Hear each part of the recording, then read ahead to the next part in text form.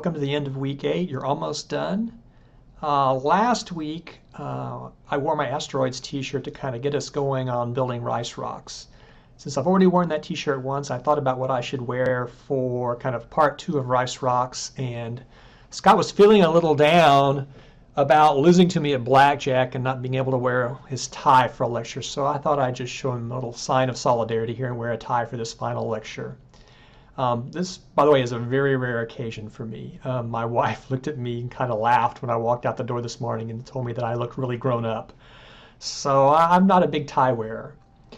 In this lecture, I'm going to do 3 things. I'm going to kind of show you the template we're going to provide for the second part of RiceRocks. It actually kind of gives you a full implementation of the first part.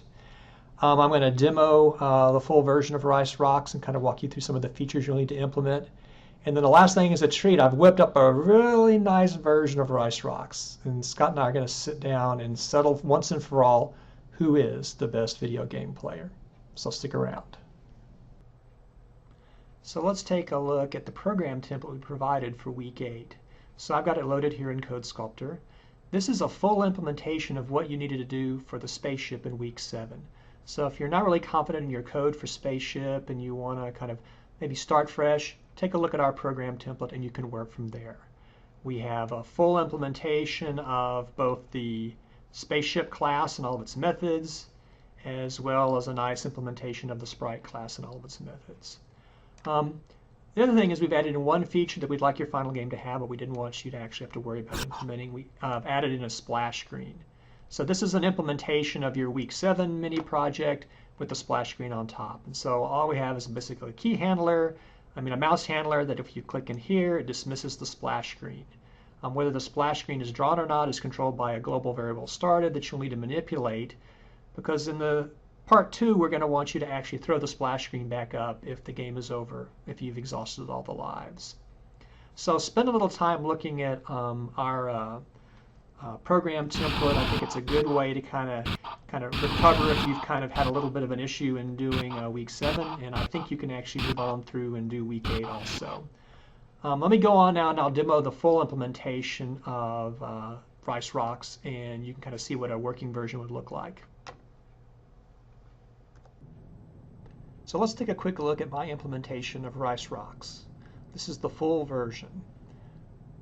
So run, and it throws up a frame, and the frame has in the middle RiceRocks, our splash screen, has some UI. The number of lives starts out at 3, the score starts at 0. I click start, and a couple of things happen. The first thing is we notice rocks are spawning. They're spawning at 1 a second. There's a max of 12 rocks that we can have going at any one time. The rocks have a random position, they have a random initial velocity, they have a random angular velocity. You also should have noticed that when I clicked this up, a soundtrack started playing. If I hit thrust, you hear a thrusting sound. If I fire a missile, you hear a fire sound and you hear the missile explode. So an important thing to note about this is that there's sound, and the sound are provided by MP3 files that I give you. The problem is that MP3 is only supported by both Safari and Chrome. It's not supported by Firefox. How are we going to deal with this?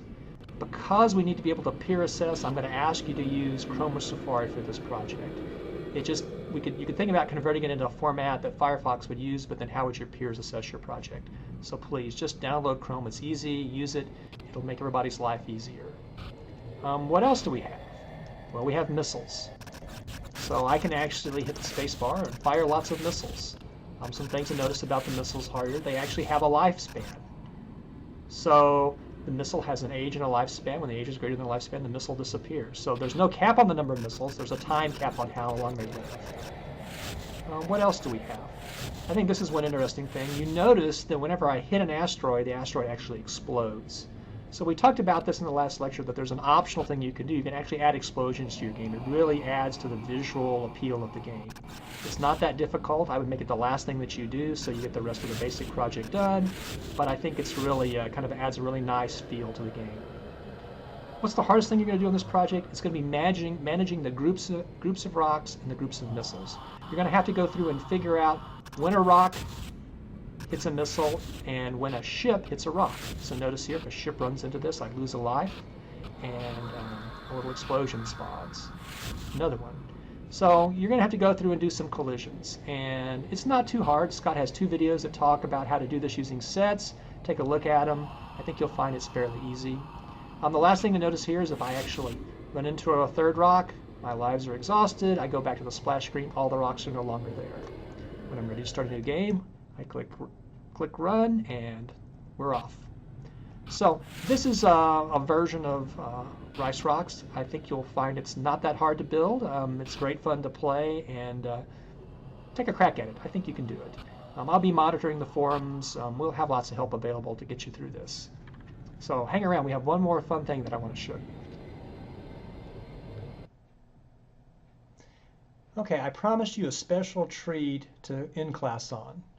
So I was still kind of stinging from losing to Scott at Pong, so I thought, we better have another rematch here for Supreme Video Game Mastery. So I sat down and whipped up a 2-player version of RiceRocks. Now, first I'm going to have to give Scott a props here. When I first wrote a version of RiceRocks, Scott kind of looked at it and was like, ugh.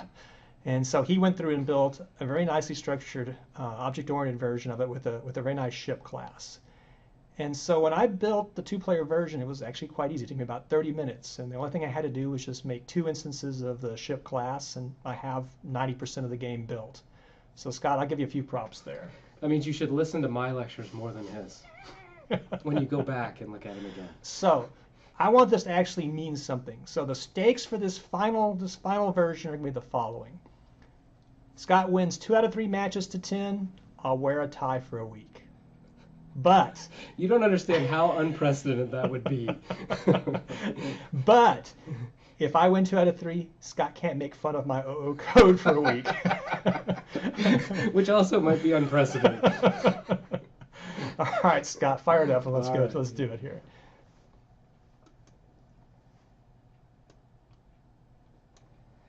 Okay, wait, before we start, see, look at that. It says Joe and it says Scott. See how nicely I built this up here? I got a J on my ship and an S on your ship. I'm such a pro programmer. All right, Joe. Tell yourself whatever you want. Prepare to die. Ah, yeah. Oh, no. Oh, God. Yeah, there he goes. Ah, you're dead now. Ah, yes. 10. That's 3. I got 3 points. You got 3 points. I'll go easy this time, Scott, so you'll have a little chance here. I'll just taunt you for a while. I'll hide over here in the corner where you can't get me. No! Oh, shoot. 5. 5. Is that the most I've ever gotten? I think it could be. No. Scott doesn't understand modular arithmetic very well, so that's his problem. All right, Scott. All right, now you're gonna play no real. mercy this time. Let's go. No!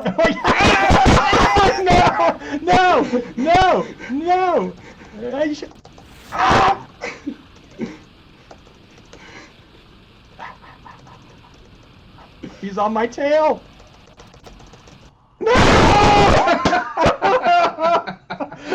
think that's 2 out of 3 I won, isn't it? That's humiliating. All right, I'll be a man of my word here. I guess I'll be wearing a tie for a while. That was unfair. You started out that last game facing right on top of me. Hey, it's not my fault you weren't paying attention. All right.